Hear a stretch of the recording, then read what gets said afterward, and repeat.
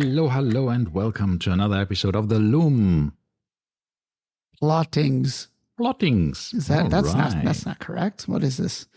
The Lume Plotters. Welcome back.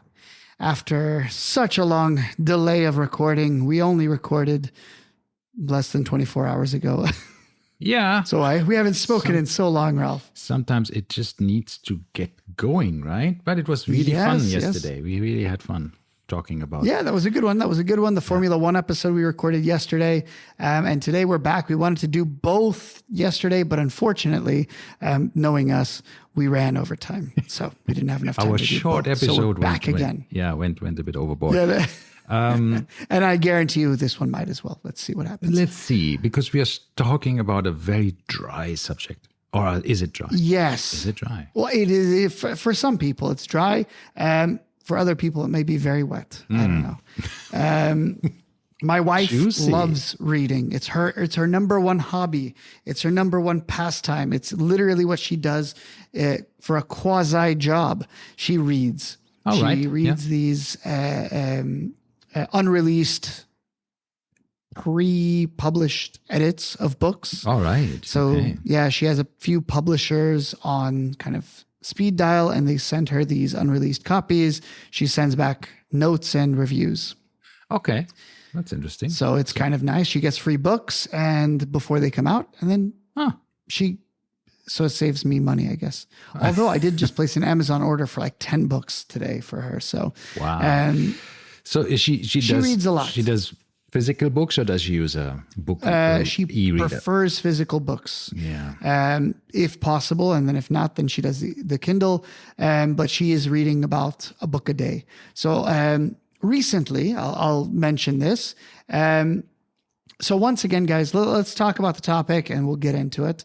But I did read a book recently, a non-watch related book, but it is a tangential book to watches, and I'll tell you why in a little bit. But I think I took about a month to read it. She read it in 12 hours. Yo, there you go. Yeah. I don't know how. If it's a job. But anyway. No, I mean, look, I used to read a lot, then it comes in waves for me, right? Sometimes I'm in this mood of reading books, and then I read a book in 3 days or 4 days or something, or read a book a week or something. But once I not read or don't read, I don't read. I mean, I have lots of other stuff, watch forums and other chat groups and all of the stuff that I'm involved in that I read, watch magazines, right? All of these cool apps that you have on your phone, like All Watch News, not the former Watchville that was there. Now it's All Watch News. I miss Watchville. Can we give it like a rest in peace to Watchville? Did you do the AWN? Install that app. International Watch News? No, All Watch News, it's called. Oh, AWN. Yeah, not IWN. Yeah. AWN. Yeah. And that is the same as Watchville, basically. It's just somebody else taking it on, basically, because Watchville just stopped. So I like that because it gives you a nice cross-section of all of the different watch blogs, from A Blog to Watch to Fratello to Time and Tide to Scottish Watches, of course, to Hodinkee, obviously, and then Quill and Pad, and what else? Watch Time, and all of these other big watch blogs and watch publications. So it's pretty good to get a nice overview. And you also see that sometimes everybody is reporting about the exact same thing. It's just like, oh. Very true. And this is one of the things that we often have in the watch world is the same publication, the same YouTube video, 17 different ways. And then when somebody doesn't make a video about something, and I think to myself, why has no one made a video about this? So I had this issue when I was looking at buying my Oris. The Oris Hodinkee, right? Because it's so unique, it's so different than the regular Oris lineup. Right. The size, the movement, everything was bespoke. And there is not a single video dedicated to that watch. Yeah. Yet there are famous quote unquote, YouTubers that have the watch. For instance, one of my favorite recent finds on YouTube was Bowl of Salmon.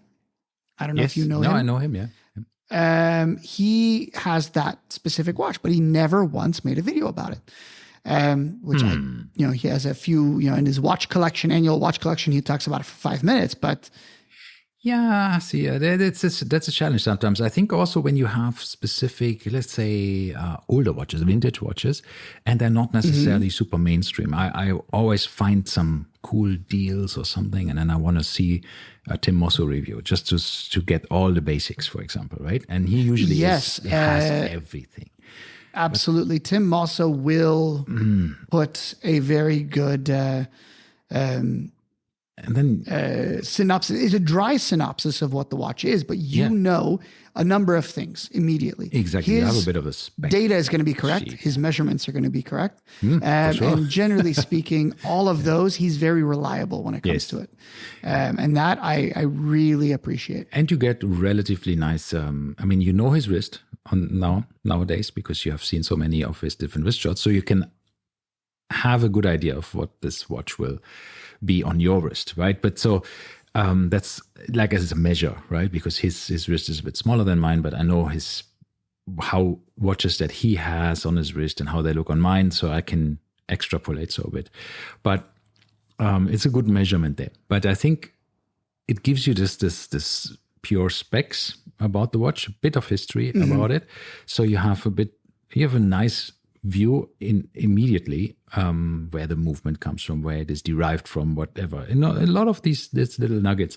So it's really encyclopedic, but I like that because there's a lot of people who are talking not about this and talking just about how the watch feels and other things. But I like this factual stuff there. Yeah. So I know, but sometimes stuff, you have these. This goes very well into our correct, topic, right? Correct. And sometimes you have these watches that just don't have any publication, or you find just nothing, or not in your color scheme. Like when I searched for my old Seamaster, same thing. I couldn't find this colorway with the gold plated stuff. Weird. Yep, I know exactly what you're talking about. It just doesn't make any sense. Anyhow, so factual stuff. Before we talk about factual, what are you wearing on your wrist? What's on your wrist? On my wrist today, factually speaking, the Moser, the new Alpine watch. Heritage, yes, the new Alpine. It's the Alpine, not an eagle. You have to pronounce it correctly, though. It's Alpine. Alpine is French. That's French. That's the Heritage Dual Time from our H. Moser and Company. And I really, really enjoy this watch. It's so nice and legible, and I like it. Anyhow, so obviously not on the original strap. I had what is it? I think it's like the Kudu strap is the one that came with it. This is suede? Also gray, like a suede. I'm not 100% sure what exactly. It looks very similar to the original. It does. It's just a bit brighter. Okay. All right. So and you? I had a bit of a crisis last night. My wife loves it when this happens. A watch strap crisis. I literally put all of the watch straps that I own on the bed, and I started like holding watches up and like trying to pair things, like, you know, when you want to switch something up, but you don't really know what to put on. So I do this fairly often, and I put my Submariner on a light gray, which used to be dark gray, but over years and years of wear, this strap has gotten much, much lighter. It used to be a dark gray. And I do have a dark gray NATO as well. And as soon as I put this on, I regretted it. I wore it today, and I'm looking at the watch, and I think that, I don't know how well you can see that, but the contrast of the color of the strap, it's faded so much to the black dial and the black bezel. I think it's too contrasty. So I need to go and get the dark gray one out and put it back on that. I love it. Yeah. I spent hours doing this, and then I go home and I put it back to the way I had it before. Well, it's also nice because you have just, gone through the exercise to think, like, I feel like I could put it on a better strap for me at the moment. Yes. This is why I have this strap, because I did the same thing, because I had this on the brown alligator leather strap, and I thought, I have to say that watch, your Moser, looks the best on a gray strap. Or white. I actually also like it on white. No, the white is too white.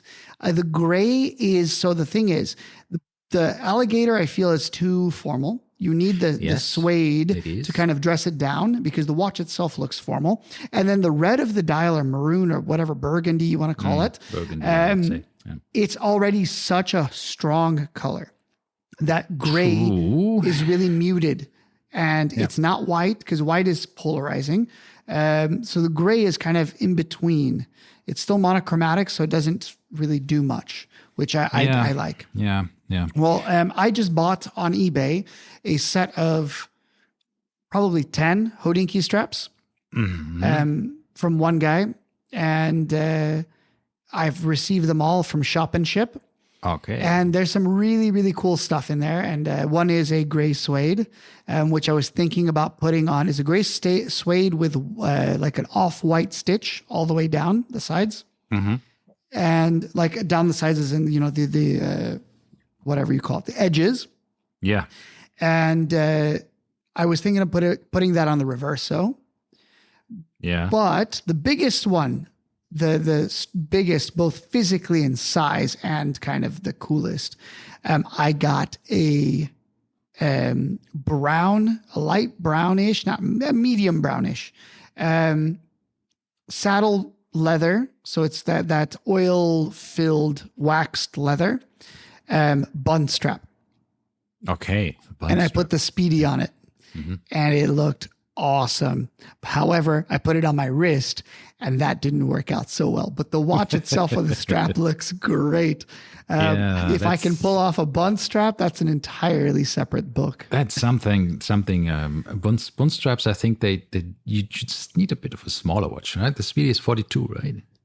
It is. Yeah. So maybe you could put it on a smaller watch.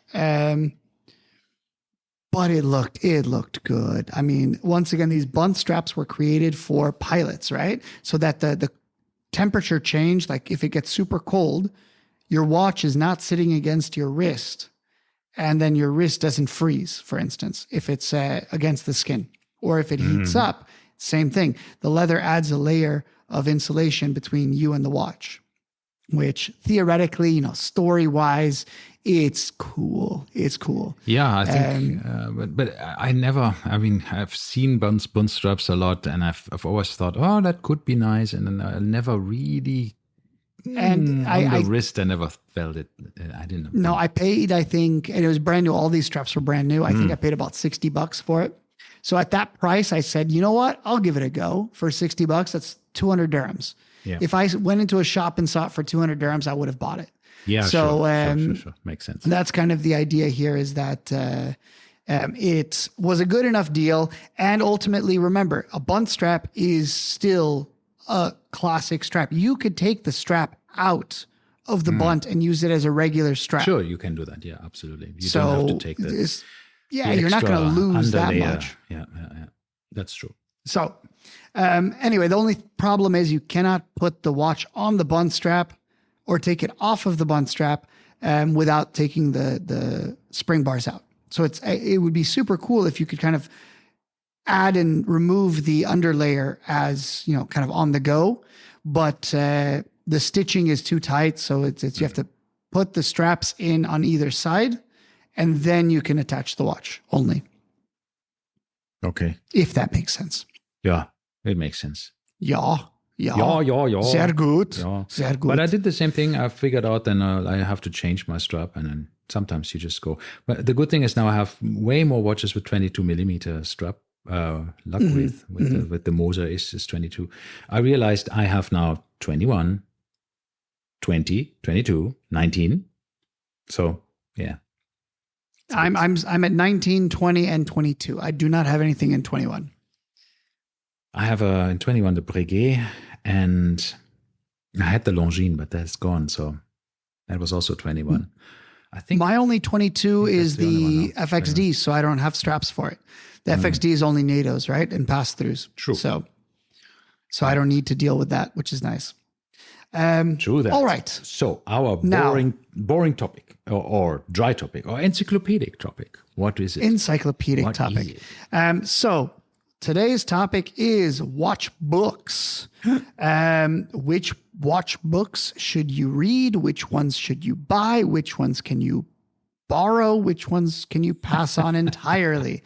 So I guess those are okay. Let's do this again. So our ratings for the watch brands, we can rate the books. I'm assuming most of us will have read both. So this will be you buy 100% purchase, and this can be a factor of both price and content. You could look at the, let's say it's worth a read, but I wouldn't spend my money on it. So you can borrow it. Okay. Or so you one can is a must own. Pass on. One is a must own. Must read. Borrow, must read, but don't buy. You don't have to buy it. And then lastly, you can pass on it entirely. So this will be what we will rate it as. Okay. Yeah. So okay. I think this is okay, and then we'll pass. We can start with the most common ones, and then we'll go kind of to more obscure ones and finish with tangential books that have something to do with watches, but may not be entirely a watch book. Okay. So what do you want to start with? So what do you think is the best book in the whole wide world? So for me, the best watch book is undoubtedly from Ryan Schmidt, and it's the Wrist Watch Handbook. It's a comprehensive guide to mechanical wrist watches. It's on sale on Amazon right now. It's at the moment, Ramadan dirhams. sale. And it's 352 pages and has one of the best photos of any watch book that I've ever seen. And Ryan Schmidt is a friend of yours, or acquaintance? I know him. Acquaintance. I know him from Scottish Watches. We have done a couple of these little podcasts, or not podcasts, these YouTube things together, and chatted a bit on some WhatsApp groups. He's. I know him, and I have his phone number. Let's say it this way. Ooh. Well, I have Waco's phone number. Oh yeah, me too. But the thing is that it's just 450 really, really good illustrations, lots of photos. And he explains, because he learned about all of these complications about watches himself, right? So it was basically writing a book while learning about it yourself. And it's in a incredible detail. And he really has this tenacity that he got these images from the brands, the best images that you could get from the brands. And if the brands wouldn't give him these images, he would take them themselves or source them from some other places. And he really got it all certified basically from the watch companies that he can use all of these images. So it's really, really cool. But he is also telling the story, I think, about that in various places of how the companies always said, like, okay, you're writing a book, great. Which other books have you written before? And he always had to say, none. So it's like, okay then, right? That was tough for him. But he's, I think, working on a second edition of the watch book. So that means you can get the previous one at a discount at the moment. It's not that the new one that it's outdated, right? So obviously there's all of it's such a basic book that it can't be outdated. Chronographs. No, I mean there's a lot about these generation of watches, and watches that are new as well at the time, because that was published in 2019. So it's about 5 years old. So there is, in the meantime, things happened, like Frederic Constant and what was it, Zenith and stuff, coming out with these new monolithic hair escapements and all of this stuff. So maybe all of these things might not be in the book, but multi-axis tourbillons, from quartz watches to everything else, that in chronograph and perpetual calendars and all different calendar complications explained, and with these great charts and great text explanations. It's a well-written book. It's a lot of fun, and you can read it at your leisure. That means it's not a story, right? So you can go into, let's read about one complication in a day, or let's read about a specific brand. And it has great indexes as well. So you can check, if you just want to look at Breitling watches, you just go to the back of the book and check the index and see all the mentions of Breitling, specific Breitling models. And that's cool. So you can just choose how you want to read this book, right? So that's a nice thing. It's not a front to back book, basically. So I have to say, I'm not a huge fan of this book. Have you seen it? When I look at these books, I own the book. You own that book. I own it. And I do think that it is, when I look at a book, this is not the kind of book I would normally go for. That doesn't mean it doesn't have its merits. But generally speaking, I tend to Google things, quick answers that would, it would take me a longer time to go and open this book. And the things inside of this book generally have answers that would be available online, right? So the topics that are covered, how things work, escapements, this and that, it's dry. It is dry. It has some pictures, but essentially the pictures are not the first and foremost point to this book. The first and foremost point to this book is the information that he provides. And for me, it's quicker to kind of just, so it's not a coffee table book is in my opinion. I think it is, because they have these full-size images in it as well. You have some, but they're not, it's not a book that I would say this book has the best pictures. Which you know what I mean? does? There are, that we'll get there. We'll get there. But this is the thing is I have books in my collection that do have better pictures, and that do have information that I could not have found online. So therefore it becomes redundant for me. And that's kind of my issue. So I'm guessing, what rating are you going to give it? This is a must own. A must own? I would say it's a must own if you don't have an internet connection, or if you don't own any other watch books. I mean, it's a good one to start with. You can always argue that any watch book at the moment is redundant, because you can get a nice video I will get about to that things. point. Okay. There are books that have stuff that have never been published online. Okay. And I will get to that point in a moment. But anyway, I would say it's interesting. It's good. I'll give it a 2 out of the 3. I'll say it's a must read, whether you need to buy it or not. The only reason that I would say is go ahead and buy it is because it is cheap, relatively speaking. Yeah, from 300 dirhams about to 200. Yeah, it's like... Yeah, I think 200, and then they're doing 20% off for ADCB. So you can get a really, really good deal on it. You could probably get it for around 150 dirhams. And the size of it and the physical presence of the book for that price, I don't think there's another book that is that big that you can get for that cheap. Yep. So I'm between the must buy and the must read for that one. Yep. Okay. I'm going to choose one now. I have a big list in front of me, so we'll just alternate. All right. I'm going to go with one of my favorites, and this is the type of book that I like. Very minimal words. The pictures are doing the justice. And a book that I absolutely love is Reverso. It's written by Nick Folks, who we've seen a number of times at Dubai Watch Week. It's essentially a massive 1,000 dirham book, weighs probably 3 kilos, and doesn't fit on my bookshelf. It's so big. But it is... Yeah, it has 200 pages stunning. And it's about 500 dirhams. So that means it's per page, you're paying 3 dirhams. So it's 1,000 dirhams retail, but you can get it for around 500, 600 usually. So yes, it is a pricey one. However, when you get it in your hands, it's made by Asulin, and Asulin makes some insanely high quality books. The impossible guides that they make that cost like 5,000 dirhams for a book. They made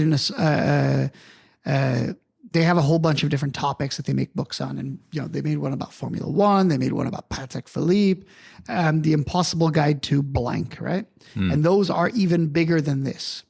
So essentially, they make books in 3 different sizes. This is the medium one. They have a small one. I'll mention a couple books in the small category. Those are around $100. These go up to around $300. And then they have the big ones, which are over $1,000. So for those of you that would like to see one of these books, the Reverso one is readily available in the GLC boutiques. You can kind of sit there and read it. But if you want to see the big one, the Impossible Guide, if you go to the Cartier store in Mall of the Emirates, they have the Impossible Guide to Cartier. Right. And that book, it takes up an entire table. It's absolutely ridiculous. So that is not one that you read with it in your lap, for instance. You have to have a specific stand for it.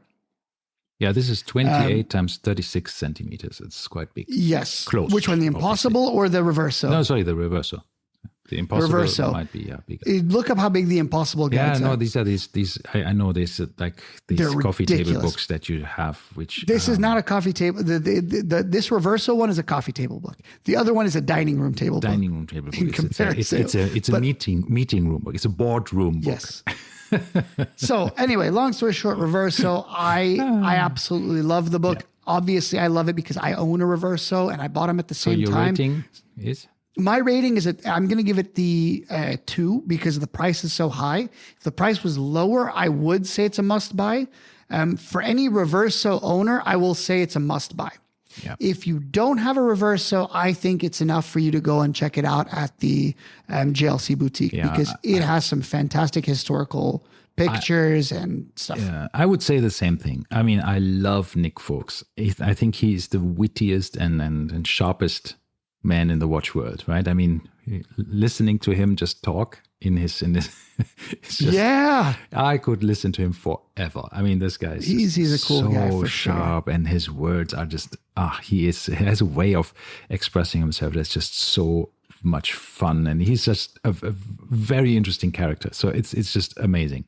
So I love him, and I'm sure his writing is equally good, if not better, than his spontaneous words that come out of his mouth. Yeah. But I would also then say this is a problem if you are obviously in not interested in reversos. If you're interested in watch history, the Reverso is a very, very big part of that, and I think it's worth reading, worth owning. I'm not so sure. Yeah. So I would say probably the same rating then. Yeah, and just for the pictures alone, it's worth just kind of leafing through because it's stunning. It's super cool. I mean, they have some Reversos that are just absolutely insane. The ones with the shutters on it, and then it has the pictures, like the hand-painted enamel pictures, absolutely ridiculous. Yeah. All right, your turn.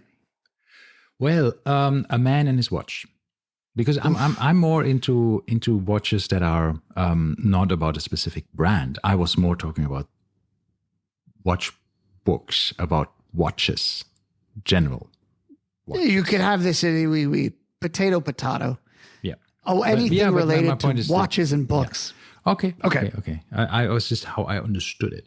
But anyhow, so I think A Man and His Watch. It's one of these books that I've seen with everybody. Every YouTuber has it in his background. Yeah, everybody takes pictures on top of this book. There's a book on the side. Every watch picture you see, every watch video you see, this book is everywhere. So I was super excited when I got it for my birthday. I think 1 or 2 or 3 years ago. And I thought, wow, finally I got this book. I already knew it was more about stories, people and their watches, rather than about the watch itself. The watch would be a part of the story. So I read it, and I was like, okay, they are nice stories. They are touching stories. Some are very, very nice. Some are, so I was a bit. Yeah, I was Some people didn't even like. Okay, I had my issues with this book as well. I got it for Christmas many years ago. I was a tiny bit disappointed. I wasn't disappointed because it was my first watch book. Oh, okay. Ever. And so it holds a soft spot in my heart. Plus, I'm a big fan of Matt Hranek, and I really like the work that he does. He has a couple companies, basically promoting style, right? Men's style. And basically, I'll talk a little bit about his other books as well. But generally, this one was my first watch book. I read through it. I did feel disappointed that some of the watches or some of the people that he interviewed didn't seem to know anything about watches. Yes, that's and then true. I thought to myself, why are you putting this in the book? Yeah, it was a bit. Yeah, But nonetheless, overall, for the price, it's 100 dirhams roughly. Why not? And that's kind of cheap what and I'm cheerful. at. Yeah, exactly. It is cheap and cheerful. Weird, I read through it and I liked it. Yeah. And for that reason, I'm going to say, yeah, it's a must buy. There's a reason it's on everybody's shelf. Sure, there are some things in it that I don't like, but overall, it's cool. Yeah, you know, he has a book about this, a man in his car. Yes, I was just about to get to that. So this is one of those tangential things. A Man in the Car, I tried to read it. Yeah. And that was so freaking dull. I couldn't get through it. I could not do it. There's nice pictures. I looked through the pictures. But I think he did much better on A Man in His Watch. Yeah. So that's my 2 cents. Then he also did 2 more books, which I'll give as honorable mentions because those I did like. So he made one. It is called, let me find it here. I have all of my things queued up. It's Matt Hranick, The Negroni, A Love Affair with a Classic Cocktail. And that one I read cover to cover, and that was cool. So I have to give that book to my wife. She loves Negronis. Yeah. I read that one, and that one was fantastic. It's very cheap. I think it's like 50 dirhams. He also made one about the martini, which also was like 50 dirhams. And both of them, it gives you recipes, variations of the drinks, as well as history, as well as what are the best,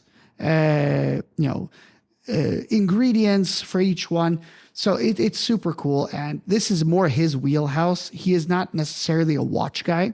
Right. He is not necessarily a car guy, although he is, right? He is a lifestyle kind of guy. He's all about food, drink, and style.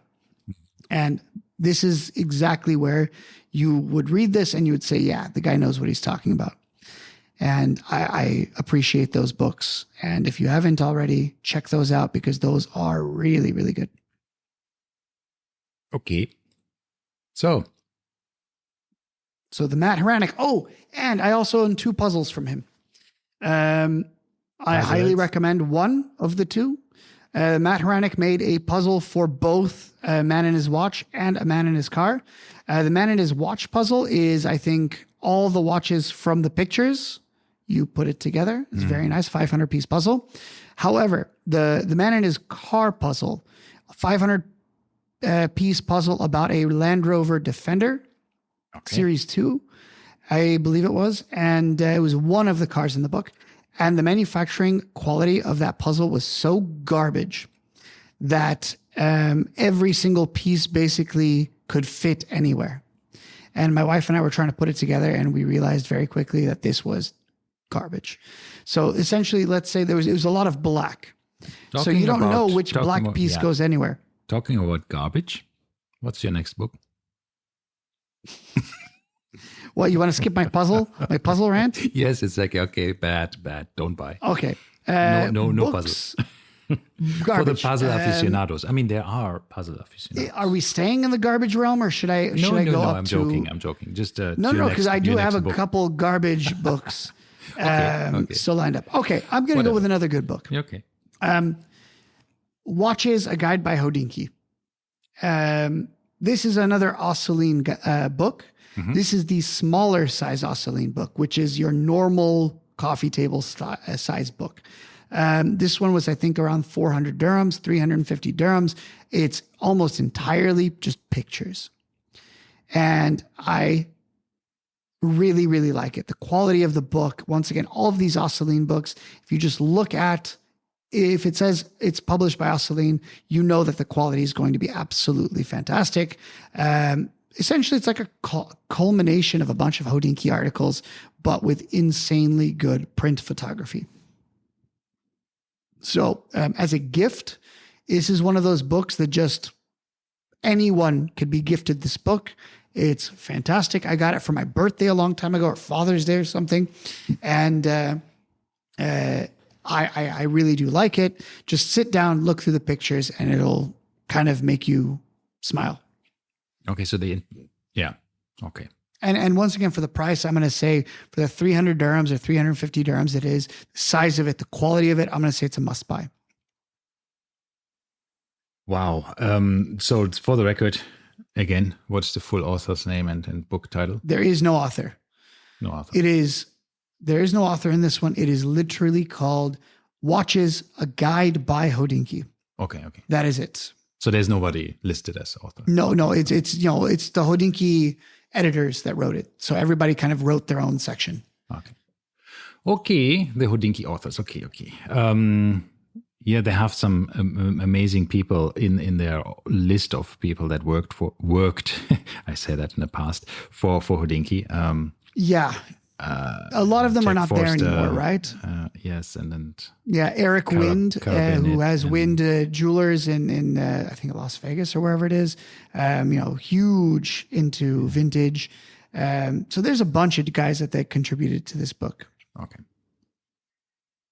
Okay, yeah. Your turn. Interesting. My turn is another book of a person that I know, and I think a lot of people know of.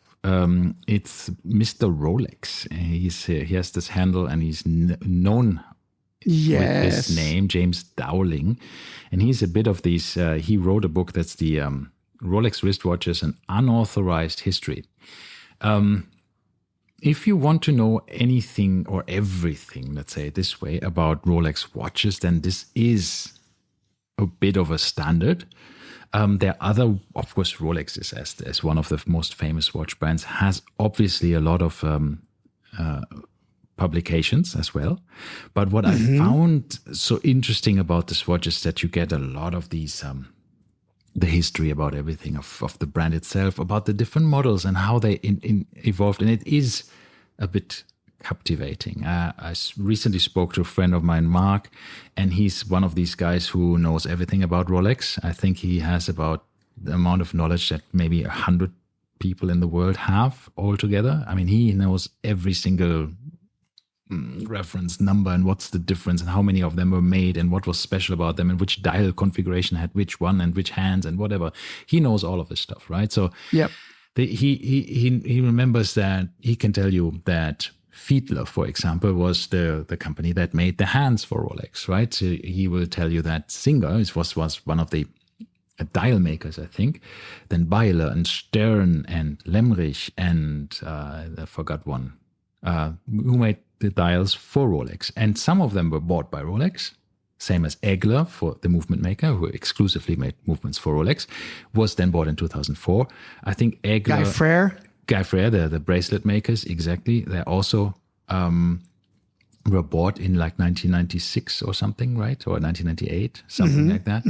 Then in 2000, the Singer, the dial maker, was bought by Rolex. And until very recently, they actually still bought hands externally, which is surprising for a company like Rolex. But also that I think they have now moved in-house. If they bought this Geneva-based hands maker, I don't know. Because obviously a lot with Rolex is very cloak and dagger, right? So that's why reading these these books, the Rolex wristwatches, the best of time, the unauthorized history is really cool because there's so much of details in it.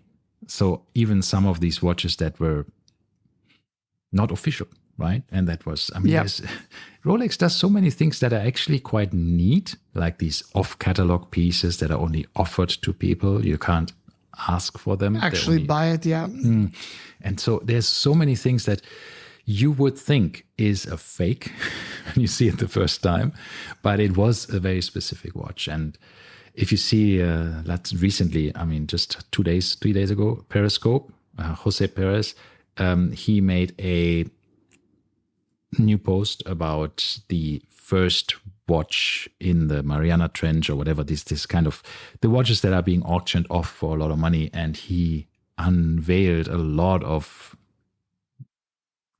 false facts that were used by auction houses and by other people to actually drive up the prices of these watches. And he has a big article on his blog at the moment, which is very interesting. I recommend to read that to see what's happening in these worlds where informations from the manufacturers are scarce, so people make up their own facts in brackets, or they just claim they know. And if you're confident enough, obviously a lot of people just believe you, right? So it's an interesting thing. But what you see with James Dowling, it's he double checks things, and he makes sure that there's a lot of accuracy in these books. Obviously, everybody. All makes right, mistakes, and what's the price of this book? At the moment, it's about 250, I think, 250 dirhams. It's a bit on the older side, because I think from 2008. I don't know if there's a newer version of it. But my point there is that it's because it's about the historic models, it doesn't matter. It doesn't go out of date. Yeah, exactly. There's no new information unearthed recently that much. So yeah, that's it. Okay. All right. In that vein, I do have two Rolex. I do not own your Rolex book. So what's your rating for this book?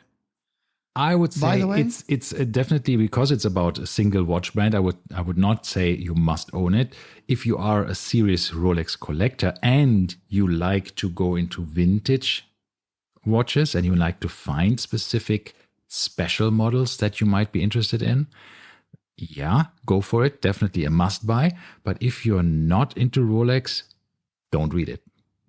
Unless you like history of just generally one of the most successful watch companies in the world, then it's something which I would give this the number 2, because it's a great book. All right. Okay. So in this vein, I have two that I want to mention, 2 Rolex books that I own. And obviously I cannot rank yours because I don't have it. But there's 2 that I own. One is called The Book of Rolex. Yeah, I have this on my list as well. It is by an author called Jens Hoy. And it is, I think I bought it for under 100 dirhams. Right now it's 124 dirhams on Amazon. And special deal, yeah. It is very similar to what you mentioned. It goes into a lot of, Rolex history. It goes everything, kind of to, talks about fakes. It talks about, these Franken watches, a bunch of really cool stuff that, you could get out of it. And once again, for the price, it is a cool little book. It's not a very large book. It's a big kind of red, not big, but it's a red hardcover book. Okay. I like it. Anything else you want to say about that one? No, I totally had this on my list as well, because it's a really good book. It has fantastic reviews. When I looked it up on Amazon, it says it's the number 1 bestseller in chemical engineering. I saw this too. That's riveting. Yes, it's a riveting read, guys. But anyhow, I heard only good things about this book. I haven't read it myself, but I have to. I've leafed through it, let's say, but yes, it came highly recommended. I've opened it roughly. Okay. I've looked through the pictures, but I haven't sat down and read it. Maybe I should. But generally, the reason for this is another book that I have, and this is kind of the big green Rolex book. And this one is called the Watchbook Rolex by Gisbert Brunner. Yep. And this is a huge green suede felt feeling book. That's and the book this that is the one I generally go to. Yes. Yeah. So I go to that one. If I need anything Rolex, I generally will open that one before I open the red one. So hence why, and that one, the green one, he keeps revising it. So every couple of years, he'll make a new version. Mm-hmm. And that means that you will always have the most recent, up-to-date kind of offerings of Rolex in there as well. It's also in my most, one of the publishing houses I like the most, Tenois, and it's a German company that does really, really good quality books. Not only, from a printing perspective, but just generally they have really good selection of authors and topics. I love them. Yeah, so definitely right. that's a great book. I would give it again, if you like Rolex. See, the thing is, again, if you really want to go into details, nothing beats sitting on a sofa or your favorite With a book, reading chair with a book and going through it and just taking it in without distractions, without notifications. Just take a book, take half an hour, 1 hour. Or if you can, when it's raining and bad weather outside, I'm sorry, not bringing back bad memories for you, but just bad weather outside, you sit and have a tea, have a coffee, glass of wine if you want, and read this book. It's just fantastic to spend your time or spend an afternoon with. So great stuff. Yeah. So my next book is a very quick one to read. Oh, ratings. Sorry, we didn't put any ratings. Rating would be, so I'm going to go 2 and 2 for the 2 Rolex books. Yeah. You don't have to own them. It's not a kill yourself over owning it book, but it's nice to read. Yeah, absolutely. I agree with that. I would say the same thing. My book is, I think, my next book is an absolute must-have for everybody who has a very limited attention span. This book has only 24 pages. Ooh. And it's called The ABC for Future Watch Collectors. It's a kid's book. It's R yes, is I know for this Rolex. One. I recently read it very quickly. It took only 5 minutes or 3 minutes actually. But it's a great gift idea for everybody who has kids. It's a nice children's book, right? You know these little things where you go through the alphabet. It's from A to Z. I would have done a couple of things differently from the different characters of what is from A to Z, but but it's very, very sweet. So every character has obviously a specific watch-related topic and a few sentences about this and nice pictures. They have the same with ABC of cars, right? The alphabet for the future car enthusiast and all of this stuff. It's really sweet. Yep. I'm familiar with this one as well. I didn't buy it for my daughter. I tried. And this was, I think, 2020, right? During the start of COVID, I placed the order for it. Yeah. And my daughter was around 3 at the time and nothing, never came. Oh. So eventually, after waiting a month or 2, I told the person, you know what, give me my money back. All right. Okay. Because this book is not published. This is self-published, if I'm not mistaken. You can only get it from them directly, and it's some no-name person. Okay. I didn't know online. That. Okay. It's like Etsy level stuff. No, I think, but it's cheap. I think it's cheap, so it's not a very expensive book. But yes, would I do it again? Absolutely. If my daughter was, if my daughter was younger, I would totally buy it. Yeah. Okay. Yeah. It is from, what does it say? Does it say where it's from? No, it doesn't say. Sorry, in my things here. A is for Audemars, B is for Breitling. Oh my God. S is for Seiko. Anyhow, yeah. So my next I'll give book, it a 2. Yeah, I'll give it a 2. I think if you have kids, it's a 3. You have to have it. Yes, it's a must read. Absolutely. I think everybody should read it because it's just sweet with the little illustrations. And of course, for the discourse, right? When you say like, wait, why is R for Rolex and not for Roger Dubois or for the Reverso? Richard Mille. Exactly, right? Anyhow, so, yeah. Okay, all right. I had a book here, yeah. Yeah, it's a tough one. But I like it to a certain extent. It's, of course, a selection of watches. It's called Rare Watches. Explore the world's most exquisite timepieces from Paul Mikkel. It's special in a certain extent because it has 2 forewords, and one is from Oral Bax, the famous auctioneer that worked for Christie's and Phillips, or still works for both of them. And it has another foreword from a good friend of ours, Jean-Claude Biver. Okay. Yeah, so he wrote a little foreword for that. So he's going through 50 plus watches that are some of the rarest in the world. Some of them have only a single model, and he's going through these little things. Some of course, have set auction records. Some are just super special feats of engineering. So there's a lot of different things that he's explaining. And this is interesting stories behind specific watches, right? If you like that rare and special pieces, watches worn by whatever, Elvis Presley, the King, these kind of things, then it's a book for you. It's about 200 dirhams at the moment, and it's 240 pages. Also pretty big size like the others, so it's a nice book. Would you need to have it? No. Is it a must read? Absolutely not a must read, but it's a very nice book. I would also give it a 2, right? Okay.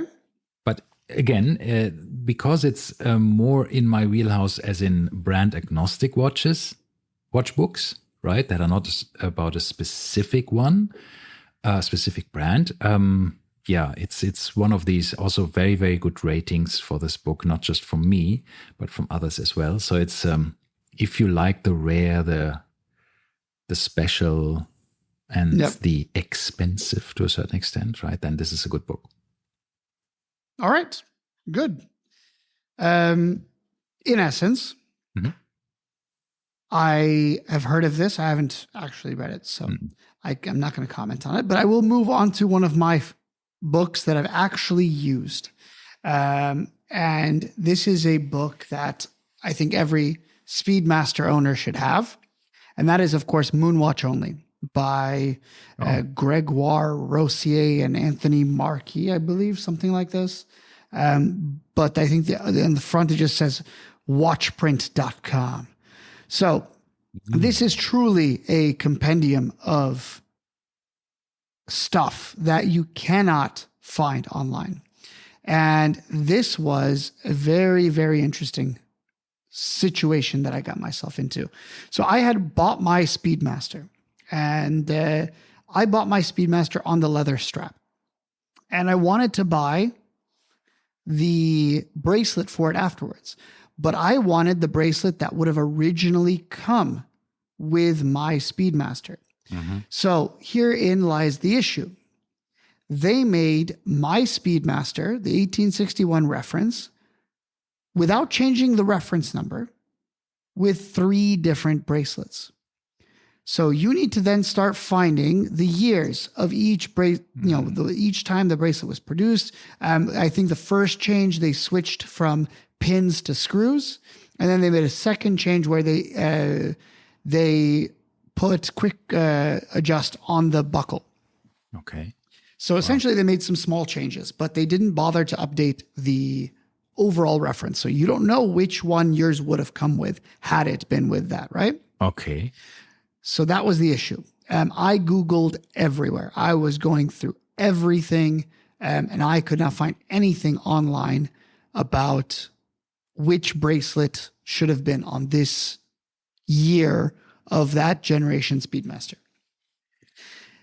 So I, last ditch effort, because even Rivoli didn't know. That's how complicated this is. Rivoli said it could be one of these 3. And I said, well, I would like to know which one. Again, for the record, Rivoli is owned by the Swatch Group. So yeah, and they told me, here are the 3 it could be that you can buy. Yeah. And I said, but which one do I would have had, had mine come with it? Oh, we don't know. So long story short. Couldn't you have had an extract from the archives from Omega? They would have told you. My watch isn't that old. Well, they can do it, I found a solution. So essentially, no one knew. I opened up Watchbook, this Moonwatch Only book, and literally they have a whole chapter on the bracelet. Years of the bracelet. And that's the other thing, is these guys at Rivoli told me 3 reference numbers for bracelets. And I said, what's the difference? Oh, we don't know. I started Googling references. What's the difference between these? No one could tell me. The only place I found any bit of information about it was in Moonwatch Only. Yeah. Obviously, this is a super niche. It is, and I think it does help sometimes if you can also search in different languages, right? If you're searching this, of course, that could it could have been in German or French or some other languages. You might find it exactly. Nonetheless, I did. This is one time where the internet failed and the book succeeded. And I was able to very quickly find out the differences between the 3 bracelets, what was updated in each one, and which one mine would have had. Yeah, I think they have an online version of that book, which is not the entire book, but it's a way to actually figure out which watch you have and help you on this on the go, basically, when you don't have the book with you. So that's a pretty cool thing. Yeah. Okay. So once again, I'm going to give this watch book another 2. It's expensive. It's, I think, 600-700 dirhams. It's big. You don't need to have it, but sometimes you might want to have access to the information in it. Yeah. Yeah, again, this is usually for specific collectors if you have specific things in mind. If you're buying new watches or relatively new watches, doesn't matter. It doesn't really matter. Yeah, exactly. But this, if you're buying a vintage Speedmaster, I would say yes, you should have this. But we have to limit this. This is not about Speedmasters only. It is about moon watches, right? Oh, yes, yes, specifically. So it's very specific. It's about the Speedmaster, but the Moonwatch versions of the Speedmaster Professional. The Speedmaster Professional. Yeah, exactly. Yeah, so. Which is very unique, right? But they did make one for other ones. They had the, I think they had a Seamaster only book. And then they had another one, the Flightmaster only. Okay. So they do have a few versions of this. But anyway. And all right, moving on. Your turn. Chronomaster only. Oh, yeah, Chronomaster only as well. Yeah. Which could be your turn. With the Chronomaster only. Let me just take that as my next one because I ran out of books. Because, no, this is Nevada. I still have 1, 2, 3, 4, 5, 6, 7, 8. You must be a professor at university. Yes. What did I want to say? Yeah. There was one that I forgot now. You didn't talk about the Pulverent. Yeah. The Pulverent. The watch thoroughly revised, the art and craft of watchmaking by Gene Stone and Stephen Pulverent. This watch book for me was a bit of a disappointment. I must admit. I got this watch. I got this. First of all, the information in it was somewhat basic, somewhat wrong in certain areas, where even me with this, when I started my collecting rudimentary knowledge, that is not right. And certain of the information was not correct. Then some of the information was just very basic. And they left out such huge brands that I was thinking to myself, what the hell? I was looking for Oris, and Oris is not even in there. I was a bit disappointed. So I gave this book away, and I wasn't, I don't recommend this book. I'm sorry This is a 1 for me, a strong 1. I like Stephen Pulverant, but this was a fail. I like his writing, but this book was not. Yeah. Not his I'm giving it a 1, work. and I think this is the only 1 we've given today. Yep, I think so too. Don't buy it, skip it. All right. Now, anything else from you? Because I still have 1, 2, 3, 4, 5, 6. I have. Sorry, I forgot. I didn't write this. I could do my properly. speed round in the meantime. So, Start. 1. I'll just quickly The get Cartiers: The Untold Story Behind the Family and the Jewelry Empire by Francesca Cartier Brickell.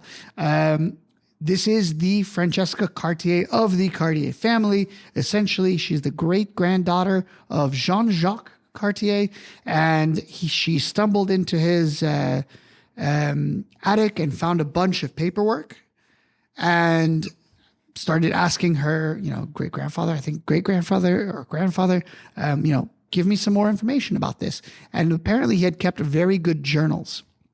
So she compiled a bunch of information and made a book about all of these documents that she found in the attic. Yeah. Super dry. There's no pictures either. So I tried to read it 2 different times. I couldn't get through it. Sorry to say. It wasn't my style. But maybe somebody would be interested in it. So I wanted to mention it. Honorable mention. Yeah. All right. In addition to this, I have 2 more non-watch books, but are also honorable mentions. Both of them are Osceoline guides. One is the Osceoline Guide to Mont Blanc. It's called Inspire Writing.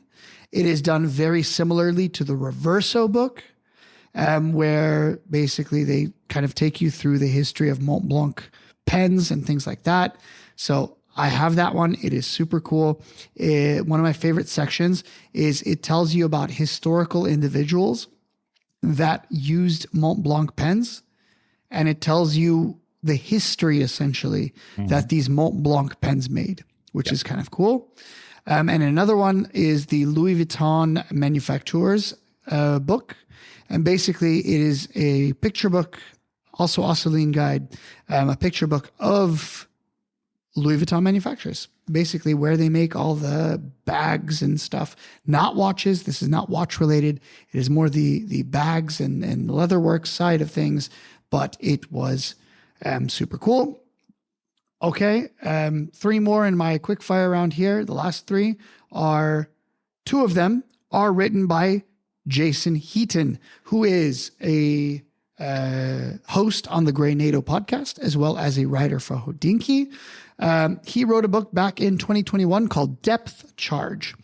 Depth Charge was super cool. It is very, very much kind of Dan Brown style. If you know Dan Brown and the style of books that he writes, it is a novel. But in that novel, there was a lot of talk about watches.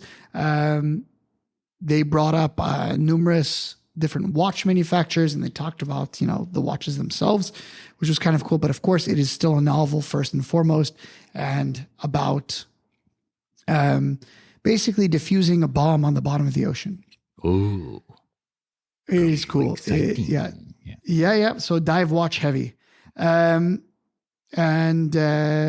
apparently in this research that I did for this episode, I found out that last November, he came out with a new book called Sweetwater, which is another novel.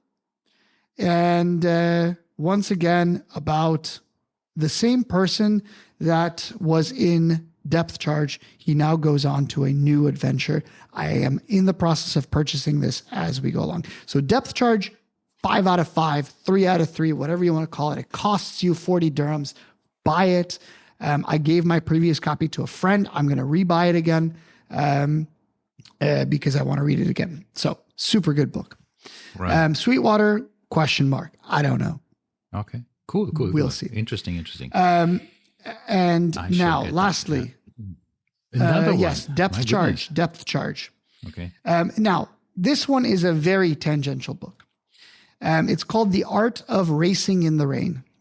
If you haven't seen, there's a movie based on this as well. Uh-huh. The reason I clicked on the reason I watched this movie was because in the trailer, the guy is driving around in a vintage 6 Series BMW wearing a Speedmaster the entire time. So he wore a Speedmaster the entire movie. And that, I was thinking to myself, like, it can't be that bad if he had the Speedmaster. I mean, that meant whoever the prop guy was in this movie knew what he was doing. Nonetheless, I watched the movie. Absolute fantastic movie. It's told essentially from the point of view of the dog. Mm-hmm. And so I went and I bought the book, and I just finished reading the book. This is the one that I mentioned at the beginning of the podcast. I read in like 1 month, and my wife read in like 12 hours. Once again, the book is from the point of view of the dog. Super good. I was a huge fan of the book. Once again, The Art of Racing in the Rain. Yeah, heard Garth so many good things. Stein. Yeah. So, and if you haven't read this, no, I haven't. Essentially the guy is a GT3 / endurance race car driver, and it's about his story. Oh, and the dog. So I must read it. I must read it then, yeah. It's just a very good book. Okay. All right. You found your thing you were looking for? Yeah, I found my thing I was looking for. I was just thinking, now that we know that Universal Genève is being relaunched, and we know how serious George Kern takes it. He has sleepless nights, according to his last interview with Hodinkee, about doing it right and not making any mistakes, because he says he thinks that could be the best watch brand relaunch in this century if they do it right, if they avoid mistakes. So he has an advisory board that tries to help him to make sure that they do it right. So let's see. We will witness this, which is the coolest thing ever because we will be there to see it. So, and this is about the history of the pole router. It's a book that was recently launched just in December from Willis and Masucci, or Masucci. I'm sorry, I probably butchered this Italian name. And this is about the Universal Genève pole router. Yep. I've seen this one.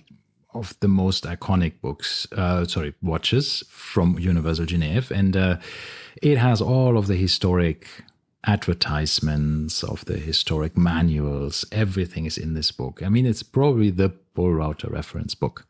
Yeah. Period. So it's big, it's fat, it's expensive, but I guess it's the one book if you are interested in this in a watch with an incredible history. That would be it, especially because I do feel we will see a pole router soon. I mean, not soon, as in this won't Inshallah, right? I do hope. And we will have a new version of this watch, and so you can then see if you want. If you like what actually comes out, because you know the entire history of the pole router. So is there something, the new version, is it something that actually lives up to that history or is it not? Will you be disappointed?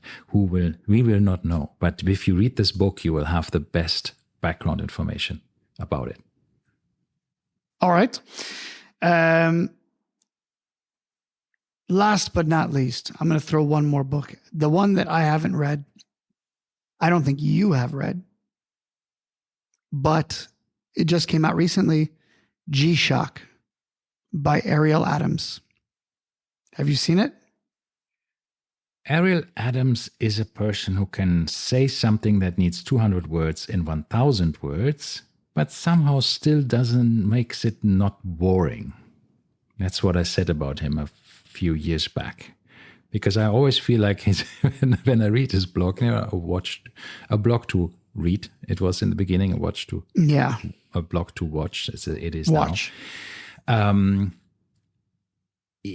I do sometimes disagree with his opinions, but you can't fault him on his detail orientation. And of course, my issue with him is entertaining. He is willing to give a positive review to anyone who gives him money. No, I don't think so. I can compile a quick list of like 5 YouTube videos to prove you otherwise. Just absolute shitters that this guy says, "Oh, look at amazing quality for such a good value." And I'm like, clearly this is not. Maybe he was in a pickle and he needed the money. Yeah, maybe. But anyway, I of course, I take what he says with a grain of salt.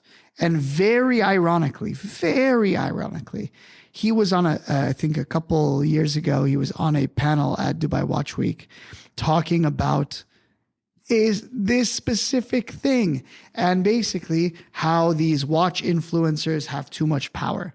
And somebody asked this question and told him outright, "You are known to be doing this." And he never answered the question. He just kind of... I